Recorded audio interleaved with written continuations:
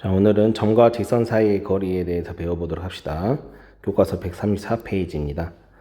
자, 우리는 두 점 사이의 거리 공식을 이미 알고 있죠. A라는 점이 x1, y1, B라는 점이 x2, y2일 때 두 점 사이의 거리 A, B는 우리가 피타고라스 정리에 의해서 S좌표 길이의 차 x2-x1의 제곱, 그 다음 Y좌표 길이의 차 y2-y1의 제곱에 합의 루트를 씌운 것과 같다고 우리가 배웠었죠. 그런데 오늘은 점과 점이 아닌 점과 직선 사이의 거리를 우리가 한번 구해보도록 할 겁니다. 자, 그럼 점과 직선 사이의 거리는 어떤 식으로 정의가 되냐?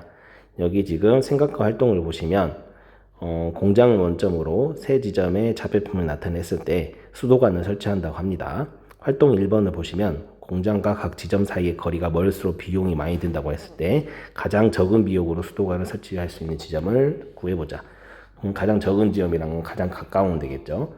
그럼 여기에서 보셨을 때 바로 이 점이 가장 가까운 점이라고 볼 수 있는데, 이게 왜 그런 거냐면 거리를 구해봤을 때 가장 가까운 이 B라는 점이 바로 수도관 설치할 수 있는 지점이라고 말할 수 있습니다. 자, 그랬을 때 활동 1에서 구한 지점과 원점에 있는 직선 L1이 직선을 L2라고 했을 때 두 직선과의 관계에 대해서 설명해 보자고 그랬죠. 자, 그러면 요 직선, 지금 요 직선과 여기 L1 그리고 요 직선 빨간색 요 S 플러스 Y는 4 L2라는 직선이 어떠한 관계가 있냐면, 우리가 기울기를 구해서 보면 이렇게 수직이라는 걸 알 수가 있습니다. 따라서 우리 어떤 점과 직선 사이의 거리는 우리가 어떤 식으로 구하냐면 바로 요 거리는 최단 거리가 됩니다. 최단 거리.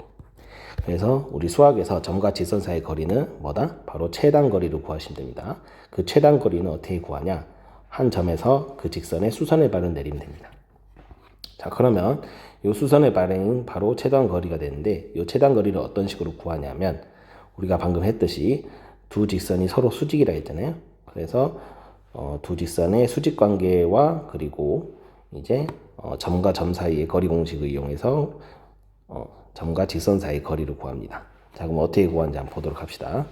자, 직선 L이 AS 더하기 BY 더하기 C는 0이고, 그리고 한 점이 P라고 했을 때 요 P라는 점과 요 직선 사이의 거리, 요 파란색 거리 L은 어떤 식으로 구하냐? 자, 먼저 이 L이라는 직선, 요 파란색 직선의 방정식을 구해보면요. 요 L이라는 직선의 방정식은 요 x1, y1을 지나고 기울기가 요 직선은 기울기가 마이너스 b분의 a입니다. 그런데 지금 요 두 직선은 서로 수직이라 했기 때문에 요 L'이라는 요 직선은 기울기가 곱했을 때 마이너스 1이 돼야 되죠. 그럼 얘랑 뭐랑 곱했을 때 마이너스 1이 되나요? 바로 A분의 B죠. 그죠? 그래서 둘이 곱해야 마이너스 1이 됩니다. 따라서 요 L'이라는 직선은, 파란색 직선은 기울기가 A분의 B가 되기 때문에 직선의 방식이 이렇게 되고요. 그리고 요 직선이 지금 H라는 점, S2, Y2 위에 있는 점이기 때문에 요 X2, Y2를 요 직선의 방정식에 대입을 해보면 지금 요러한 식이 하나 나오고요.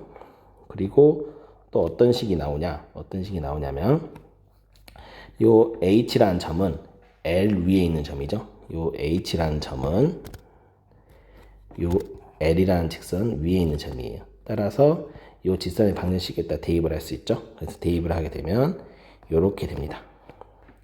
그래서 이 두 직선의 방정식에 대해서 요 방정식에 대해서 우리가 이제 결론적으로 요 거리를 구하기 위해서는 두 개를 연립합니다. 연립하는 방법은 이렇게 2번과 3번을 우리가 가감과 대입을 이용해서 연립을 하게 되면 x2의 값을 구할 수 있고요. 그리고 x2에서 x1을 뺀 값과 y2에서 y1을 뺀 값을 구할 수 있어요. 그럼 결론적으로 요 두 개의 값을 구하면 우리가 이제 최종적으로 구해야 되는 거 뭐예요? 요 P라는 점과 H라는 점 사이의 거리, 즉 점과 직선 사이의 거리를 구해야 되기 때문에 요 PH라는 점과 직선 사이의 거리는 x2 빼기 x1의 제곱, y2 빼기 y1의 제곱의 루트 씌운 거 같죠. 그래서 이거를 그대로 아까 구했던 식을 그대로 대입을 해서 우리가 정리를 해보면 결론적으로 우리가 점과 직선 사이의 거리는 이렇게 된다는 걸 알 수 있습니다. 따라서 점과 직선 사이의 거리, 점 P가 x1, y1이고 직선 AS 더하기 BY 더하기 C는 0. 이런 직선 사이의 거리 D는 자 엄청나게 중요합니다. 공식 증명하는 과정에서 중요한 건 뭐였냐면 기울기의 곱이 마이너스 1이다. 그리고 또 뭐였죠? 그죠? 지금 이 점이 이 직선 위에 있다.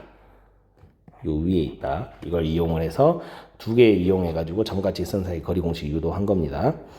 그래서 과정도 중요하지만 결론도 중요하다는 거 기억을 해 두시고요. 따라서 거리 D는 먼저 어떻게 구하냐면 루트에다가 직선의 개수를 제곱합니다. 개수 제곱. 그것들의 합. 분해. 그 다음에 절대값. 이 절대값 안에는 무엇을 넣냐면 이 점의 x, y 좌표를 이 직선에 대입합니다. x 자리에 x1, y 자리에 y1을 대입하고 그 다음에 0 오른쪽에 있는 왼쪽에 있는 이 좌변의 식을 그대로 분자의 절대값 안에 넣어 주시게 되면 바로 우리가 원하는 점과 직선 사이의 거리 공식이 됩니다. 자, 그럼 예제 1번 봅시다. 2,-2와 점 2,-2와 3x-4y 플러스 1은 0이라는 직선 사이의 거리. 따라서 거리 D는 어떻게 되냐면 루트의 제곱.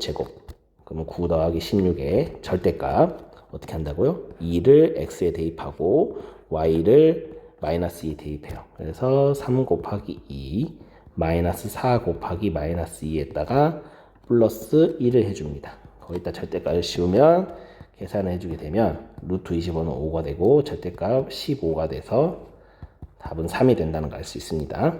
그 다음에 2번을 보시면 거리 D는 루트의 제곱 1 더하기 1에 0 대입 그러면 마이너스 2의 절대값이 되고 그러면 루트 2분의 2니까 루트 2가 된다는 걸 알 수 있죠. 자, 원점으로부터 거리가 2고 1,1을 지나는 직선의 방식. 그러면 1,1을 지나는 직선은 우리가 어떤 식으로 표현할 수 있냐면 y는 m의 x-1 플러스 1이라고 표현할 수 있습니다. 요걸 정리해보면 mx-y의 마이너스 m 플러스 1은 0이 되고요. 요거를 우리가 거리 루트 2가 된다는 거 점과 직선 사이의 거리 공식을 이용하면 자 개수의 제곱 요거 제곱 그러면 m 제곱 더하기 1에 그 다음에 절대값 0을 여기 x0에 대입하라 했죠. 그럼 남는 거는 마이너스 m 더하기 1이 됩니다. 그래서 요 식을 정리하면 루트 2에 요걸 분모에 있는 거 곱합니다. 루트 m 제곱 플러스 1을 절대값 m 마이너스 플러스 1은 절대값 m 마이너스 1과 같겠죠. 그래서 m 마이너스 1과 같고 요것을 양변 제곱을 하게 되면 2의 m 제곱 플러스 1은 m 제곱 마이너스 2m 플러스 1. 따라서 m 제곱 마이너스 2m 마이너스 1은 0이 되겠죠. 그죠? 아니다. 플러스가 되겠네요. 따라서 m은 뭐가 된다? m은 마이너스 1이란 걸 우리가 인수분해를 통해서 알 수가 있습니다. 자, 여기까지 점과 직선 사이 거리 공식이었고요. 요 점과 직선 사이 거리 공식은 여러분들이 과정도 이해를 하셔야 되고요. 그 다음에 공식으로도 이게 필수적으로 아셔야 되는 겁니다. 과정에서 이 부분은 직선이 S축과 평행할 때, Y축과 평행할 때니까 한번 여러분들 참고해서 과정을 한번 읽어보시면 되겠습니다. 자, 여기까지 하겠습니다.